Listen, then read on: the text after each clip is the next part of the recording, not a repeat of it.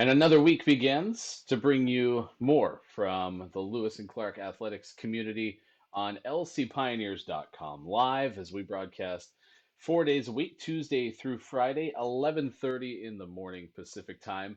Chance to bring you stories, catch up with folks relevant to Lewis and Clark athletics, current student athletes, coaches, people from the Lewis and Clark community overall, and alumni, and a really exciting week for us because it is D3 week. So we're going to be talking about everything that makes NCAA Division III NCAA Division III. We're going to be talking to members from the Student Athlete Advisory Committee, former Lewis and Clark student athletes, and then one of which has turned into a current Lewis and Clark head coach. So we're excited for that as we bring you this broadcast for Lewis and Clark College. I am Ryan Goff. I am the play-by-play voice of Lewis and Clark Athletics, Director of Athletic Communications.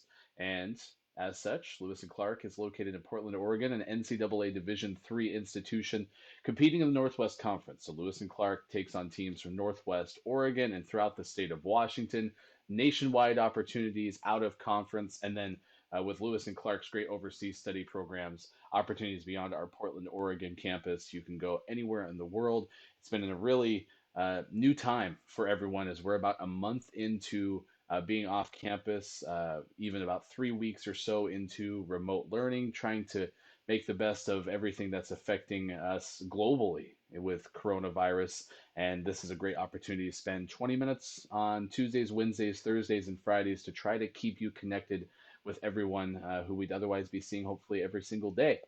And that brings us to the guest we'll speak to in a little bit, Emily Skaggs. She is a senior for Lewis and Clark Swimming and a member of the Student Athlete Advisory Committee, SAAC, as they put on a D3 week every single year. It's always in April. It's a nationwide initiative, and they do some really cool events to try to help everyone understand exactly why NCAA Division III has so many student athletes competing in over 450 universities, institutions nationwide.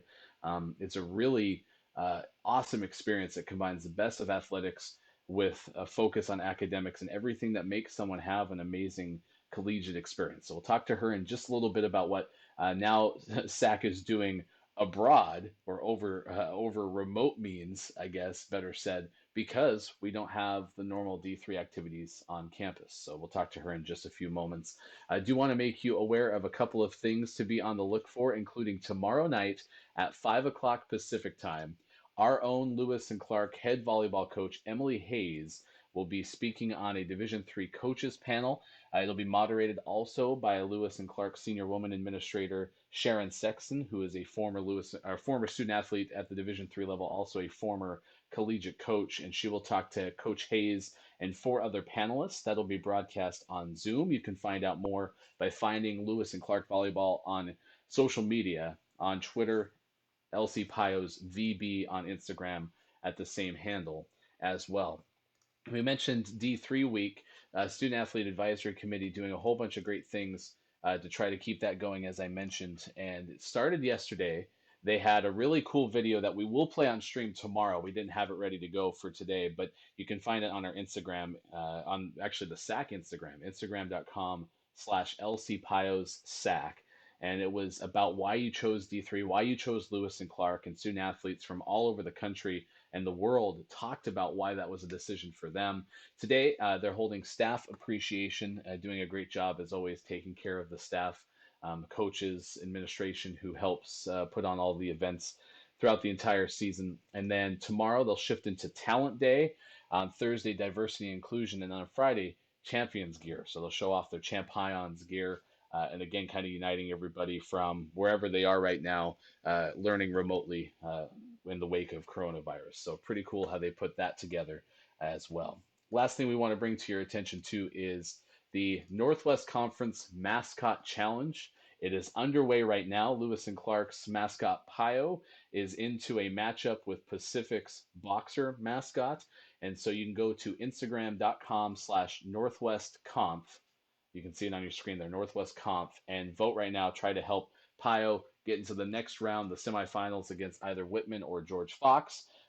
We look forward to having your support there because, I mean, after all, best mascot in the Northwest Conference easily, the only live mascot in the Northwest Conference. Is kind of a no-brainer to have him into the championship slot. They'll be doing that all week with the semifinals tomorrow and the championship later in the week as well. As promised, though, we invite in our guest, Emily Skaggs. She's a senior psychology major for Lewis and Clark Swimming, and she is joining us from Austin, Texas. Emily, it's great to have you. I assume sunshine, as it looks like you're taking this call from outside. Yes, yeah, it's a beautiful day to be in Texas. Thank you for having me. That's great to talk to you. I mean, we had a chance throughout the entire swim season to catch up with you, your senior swim season, which Mhm. I imagine in the wake of coronavirus and all the changes having to leave campus early, it probably feels like maybe a half year ago, if not more. But I am curious, now that you're roughly 2 months removed from the swim season, if you exclude all the changes for coronavirus, how did things change kind of once your competitive career was over? I mean, for me, after our championship meet, I continued swimming just because that was it's a form of exercise that I love. I've been doing it my entire life, and it was still an opportunity for me to connect with and stay connected with all of my teammates who weren't graduating.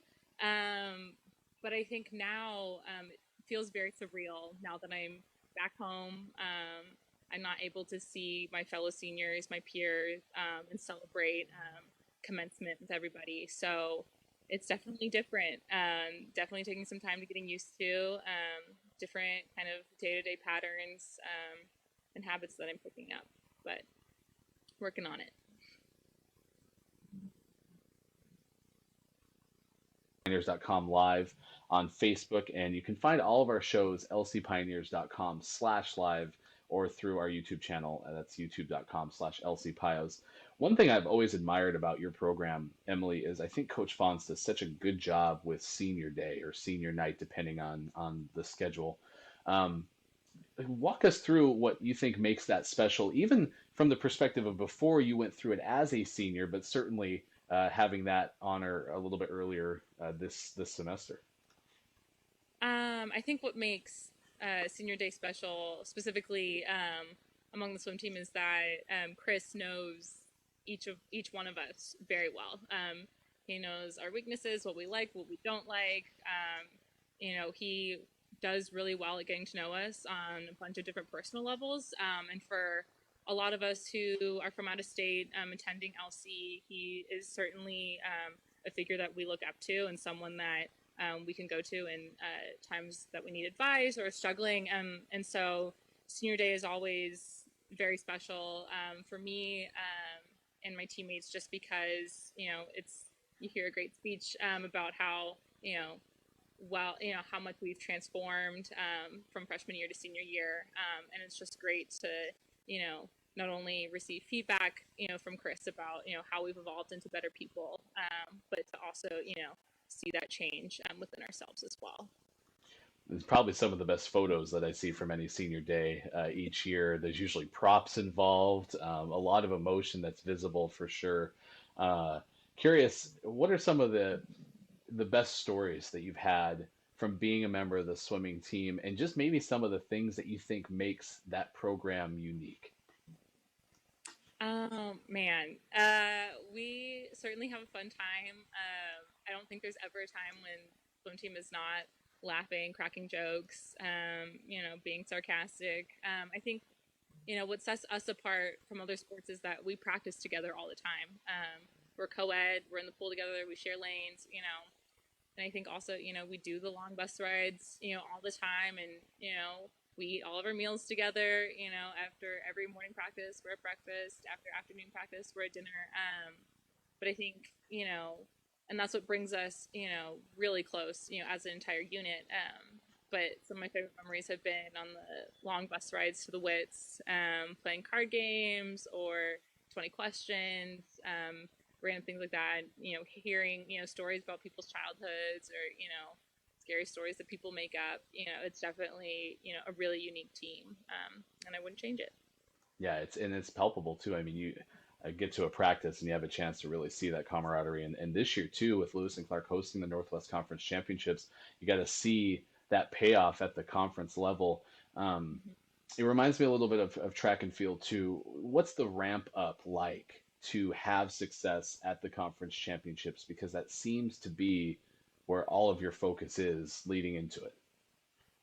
Yeah, from the very beginning of season, September, it's very clear that all of your hard work leads to, championships. That is our moment. You have one weekend in February to kind of show all of the hard work that you put in, for entire, 6 months of, work. And so, throughout, while dual meets are important, winter training is definitely a crucial time in terms of we're putting in long hours, in the weight room, in the pool, and you're breaking down your bodies, in order to swim at a peak level.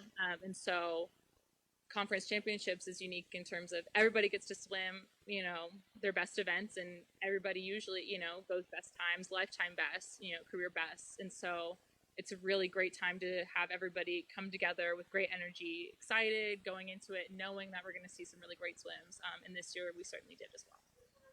Emily Skaggs joining us on lcpioneers.com, live senior psychology major from Austin, Texas, and one of the members of our student athlete advisory committee, which this week is D3 week. It is always one of the most fun weeks on campus, very vibrant, and I know how much work you put into this event. Describe what changed or some of the things that you had to do to scramble to make it something that you could do from afar, and then walk us through some of the events this week that started yesterday. Yeah, so this year we had planned a lot of in-person group activities, especially outside, in the spring. Portland, is beautiful. So we've definitely had to make some adjustments now that everything is online.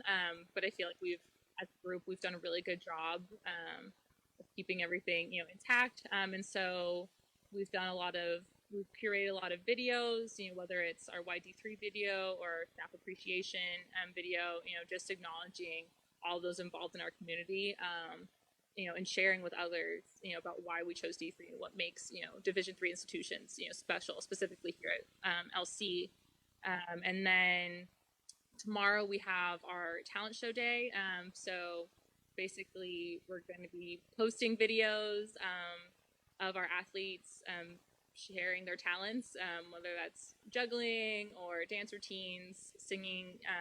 We'll be sharing those on our Instagram platform, which is what we've had to resort to using. Thursday will be Diversity Inclusion Day. It'll be some form of online questionnaire that we can share to the Instagram, where people anonymously, share what, how helpful Lewis and Clark has been, and giving them a new sense of community and camaraderie. And then Friday will be Champions Gear Day. And so usually what that would be that people would get a goodie bag or some kind of swag bag, for wearing their gear. But this year we'll have student athletes be sending in pictures of them in their gear, decked head to toe, selfies, throwback team pictures, and kind of just sharing with us what they appreciate about LC, and then also what they've been doing during quarantine. We're also trying to, share, what we've been doing, how our habits have changed, and, that's how it's going to keep everybody, together, and just kind of keep up that community aspect. And it can be maintained, through online communication. The Building Champions program, the idea behind that is student athletes at Lewis and Clark become champions in the classroom, competition, character, and the community. Now that you're through your senior season, the competitive season, when you think about those four principles of that philosophy, which of those kind of resonates the most with you, and what will be some of the takeaways in that regard? I think all of them, equally apply to me. I've always been a very competitive person, and I will remain that way forever. I'm very competitive with grades, academics, and I've always been someone who has taken academics very seriously, and kind of, tried to make that, a fun thing to, study for, whether it's hosting online Zoom, sessions and things like that with teammates, or helping quiz people, and stuff like that. But I think, character is such a big part, of what makes us who we are, and it defines, how successful we're going to be. So I think, just going with emotions and, adjusting and adapting and taking all these tools that I've learned, from being at Lewis and Clark, and just carrying that on with me, to jobs and things like that. So I think just maintaining that competitive but focused, and calm nature, and focused on doing my best. It's interesting that you bring up the idea of jobs and kind of what's next. You're a psychology major. Curious where you see yourself post graduation and some of the either industries or type of positions you're going to be looking for. Yeah, so job applications have been interesting since this has happened, but I do see myself living on the East Coast, working in human resources, with the government in whatever capacity that means. But definitely, regardless of whether or not I do have a job, by June 1st or the summer, I will be hopefully moving to DC, or Boston, and working for hopefully a big company, institution in human resources as well. Now, there's a debate that I need you to give some honesty to. I've heard from our coach, Emily Hayes of volleyball, that Austin, Texas is the best place on the planet. I personally think Northwest Oregon is the best place on the planet. So you've lived in both now. I'm not expecting you to choose a side necessarily, but if you could talk to the idea of a Texan who moved to Portland and some of the qualities about Portland, Oregon that maybe are very similar to Austin, but some of the things that you missed being away from home. Yeah, I think it's funny. I remember doing an admissions tour when I was a senior in high school, and our guide had said "Keep Portland weird," and I got confused because that's Austin's slogan. And so there's this whole debate about whether or not Austin, Texas, came up with the "Keep Austin weird," and whether or not Portland copied it or Austin copied it. So I've always found that to be super funny. They're very similar cities, very similar aspects. They're both kind of young, vibrant, very foodie oriented, and things like that. But I think, I'm really glad that I went up to Portland, because not only did it remind me of home, but it's not as hot. It rains a lot more, which is interesting. But it's really cool to see a full, a nice fall, a nice spring, and things like that. But also, just doing a lot of having access to more, outdoor things like hikes and Multnomah Falls and things like that. I don't really have that same opportunity, here in Austin, just because it's more of a city. But I have learned to appreciate, the great outdoors and things like that. I think, and that's definitely what I miss now that I'm back here. But I do love my home. Texas pride all the way. So that's kind of where I stand. I'm curious, volunteerism, any of the things that maybe you've done outside of strictly academics or athletics. If you were to tell somebody how you've been involved in things, whether it has been in Texas or in Portland, what are some of the things that come to mind that you're pretty proud of?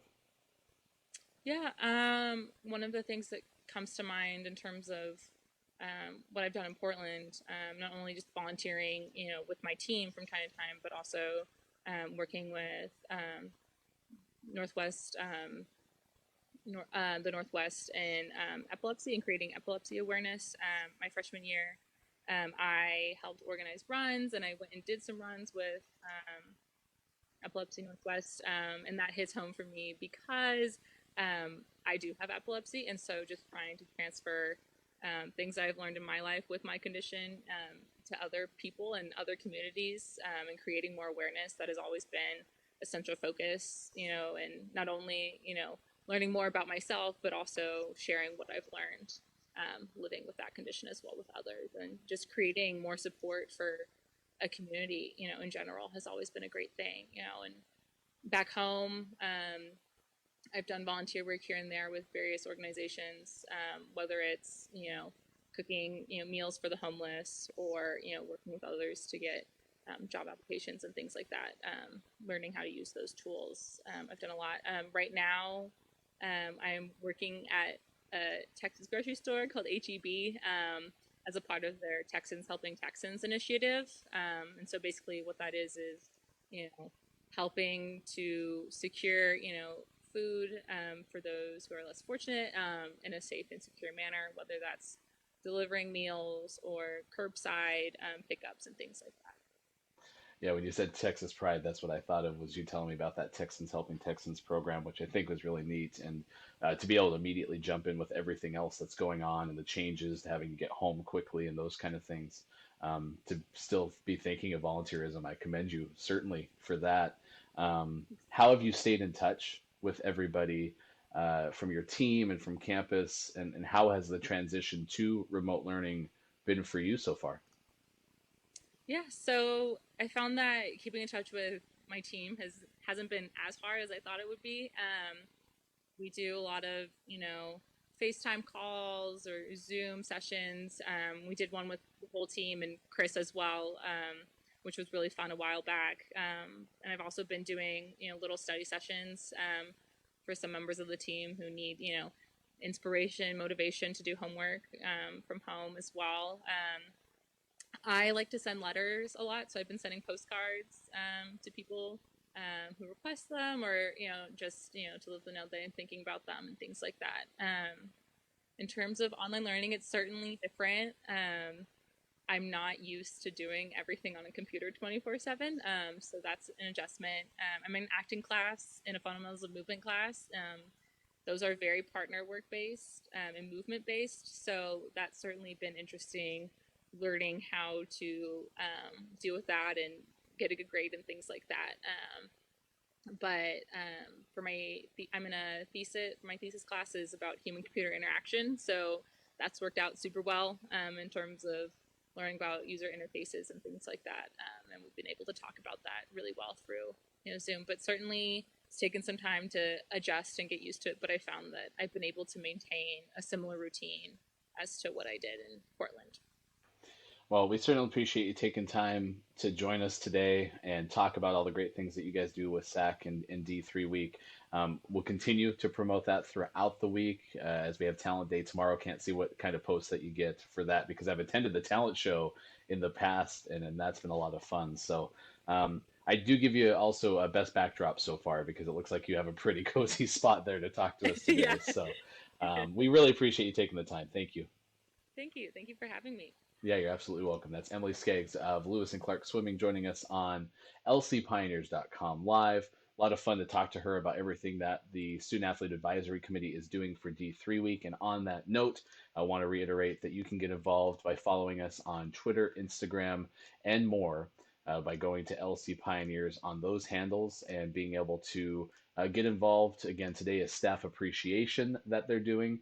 So just thanking a lot of the people behind the scenes who do a great job, whether it's with photography and the likes of Claudia Lober or Sharon Sexton, who is our senior woman administrator, who does a lot of the scheduling and the logistics outside of all the things that she does from a compliance standpoint, keeping everyone going for eligibility. Mark Petrock, who's right now our interim director of physical education and athletics. He's also our head athletic trainer, so he's doing double duty in that regard. And then his staff with Tara Boatman and Jeremy Lowe, who are at all the events trying to make sure everyone stays healthy. Also doing all of the week to week, maintenance on student athletes and the bodies, the tolls that their bodies take too. So really thankful for all of them. Ange Dendis, Tamara Coe, our head strength and conditioning coach, and our external relations and events person with Tamara. The amount of work that they put in is tremendous. And I mean, you won't find someone who's on campus earlier and leaves later than possibly Ange Dendis. So I can't talk as much about her as I probably should. In fact, we'll have her on the show at some point down the road. Really unique opportunity for the Lewis and Clark student athletes because she's the only full-time strength and conditioning coach in the Northwest Conference. So it's a huge asset to our student athletes for sure. Wednesday Talent Day, as we talked about, you can be sure to follow LC Pio SAC on Instagram. They'll be posting those in their story. Thursday, Diversity Inclusion. The student athlete body at Lewis and Clark makes up a high amount of the diversity at Lewis and Clark, and that's such a unique thing for me to get experience every day is going to go in our department and meet people from all over, from all different races, from all different backgrounds, and see how they come together on teams. So excited to see how they talk about the idea of diversity inclusion at Lewis and Clark on Thursday. And then on Friday, the Building Champions program and the Champions Gear. It's been the fifth year of that program. And so it's great to see how much pride people have in that program and becoming champions in the classroom competition and character and community as well. So be sure to check out LC Pio's SAAC on Friday as well. Mascot challenge going on right now. Be sure to check that out, Northwest Conference Instagram page, and vote for Pio. We're up against Pacific today. You have until 5 o'clock to vote. I always encourage you to get them in by 3 and see if we can move into the semifinals after winning the play-in round yesterday over Mills College. And then last but not least, be sure to check it out tomorrow at 5 o'clock Pacific time, a Division III coaches panel with Lewis and Clark head coach of volleyball, Emily Hayes, moderated by Sharon Sexton from Lewis and Clark as well. It's one of 2 panels going on this week. Do want to invite you to check out Matthew Barreau, the head Lewis and Clark cross country coach, on a panel 11 o'clock in the morning Pacific time on Thursday as well. Just talking about why Division III and how NCAA Division III makes for a great student athlete experience, as Emily Skaggs pointed out today. Last but not least, our scheduled guests coming up the rest of the week. Tomorrow, Jordan Gonzalez, a Goldwater Scholar. That's a very prestigious scholarship that he was awarded. He is now in his upperclassman years with baseball and a pitcher for Lewis and Clark. We'll talk to him about that. He's also a member of the Student Athlete Advisory Committee as well. So we'll have another glimpse into what they're doing for D3 week. Christina Williams, who's a perfect example of someone who has been involved in Division III athletics for a very long time because she was a student athlete for the Pioneers women's basketball team earlier, 2010 to 2013, and was an All-American for the program as well, helped the Pioneers get into the top 5 in the country, Northwest Conference title, NCAA tournament appearances. So we'll have a chance to kind of see that full circle from student athlete to head coach of a Division III program. And then Alicia Clayho Black, who is a former Lewis and Clark volleyball student athlete, now a medical student at the University of California, San Diego, and a longtime volunteer for Oregon Health and Science University in Portland. We'll have a chance to get her perspective on that medical path and how Lewis and Clark set her up to be successful as a medical student, and then also a chance for us to give a much needed thank you and appreciation to all the healthcare workers who are keeping us safe during the coronavirus scare. So that's what we have on tap this week. It was a lot of fun to bring it to you. I'm Ryan Goff. Thanks for having fun with us. We will have more tomorrow at 11:30, Tuesday through Friday at lcpioneers.com/live. And until we talk to you again, big thanks to Emily Skaggs for joining us, and big thanks to you for watching.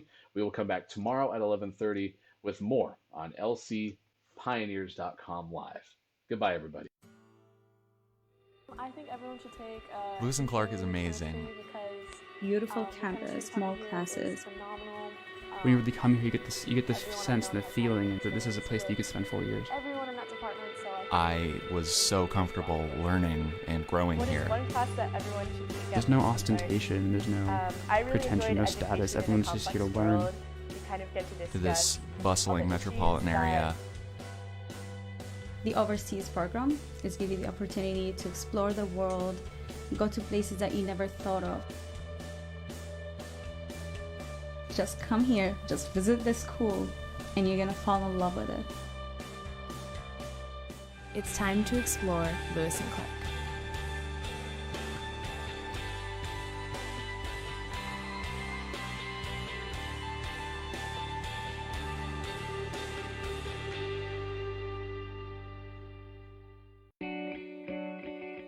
I'm Ann Bentley. I'm an associate professor of chemistry, and in this research group, I supervise the 2 students working in the Rogers program this summer in our lab.